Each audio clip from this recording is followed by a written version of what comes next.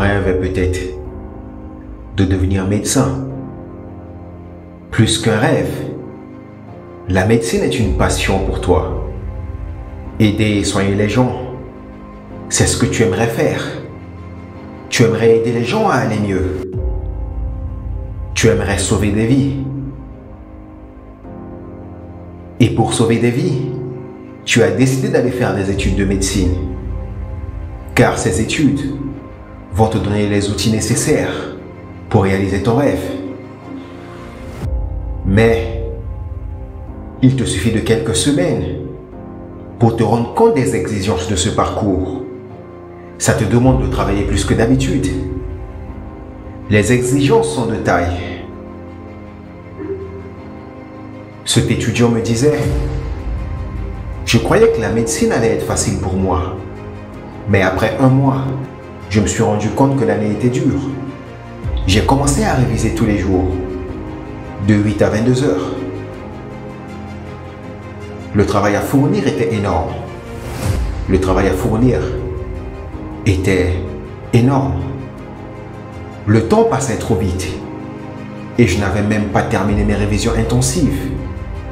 J'étais stressé à cause des cours. Le travail à fournir n'était pas si simple à gérer. Et surtout les révisions depuis le début de l'année, j'étais de plus en plus de mauvaise humeur. Et avec tout ça, je suis devenu associable.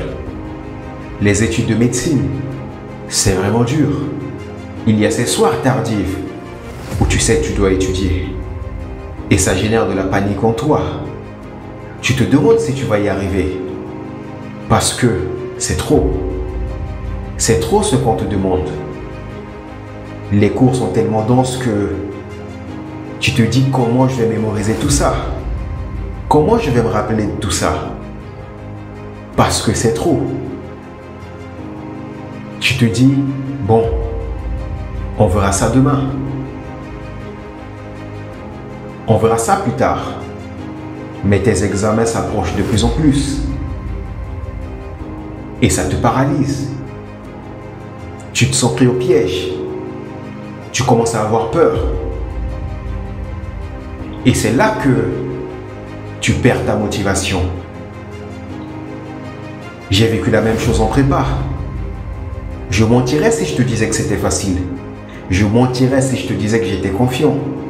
J'avais des doutes. Je me disais également comment j'allais m'en sortir, comment je ferais face à tout ça. Parce que les cours étaient de trop.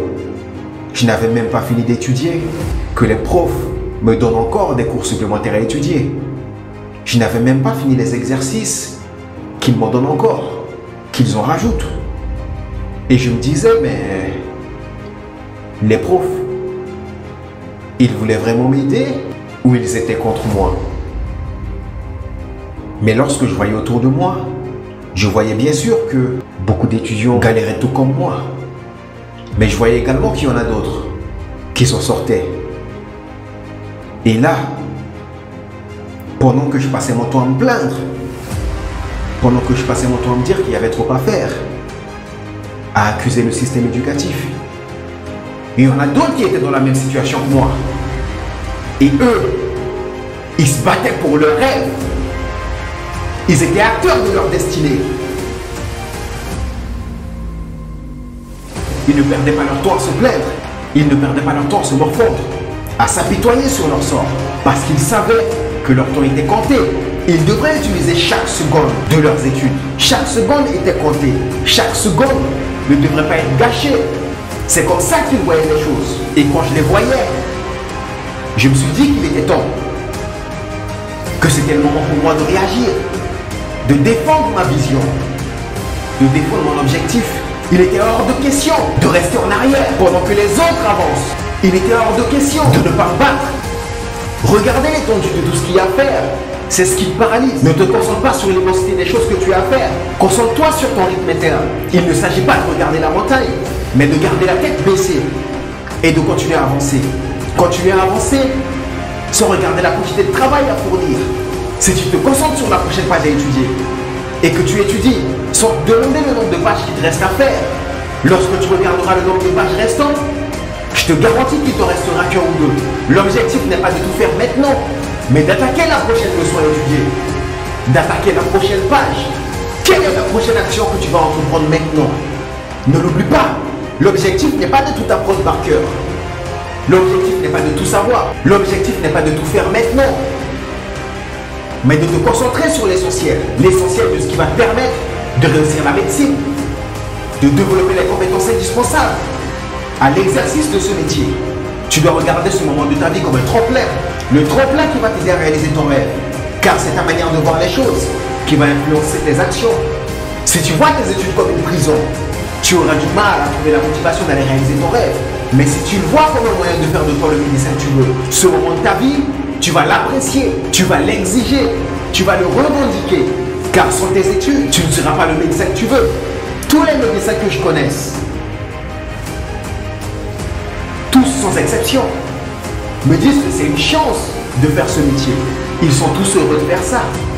Demande-toi pourquoi tu veux devenir médecin. Parce que si tu n'es pas assez motivé pour le faire, tu ne tiendras pas longtemps. La médecine, c'est fait pour les passionnés, c'est fait pour les personnes déterminées, pour ceux et celles qui ont vraiment envie de faire ça. C'est pas fait pour tout le monde.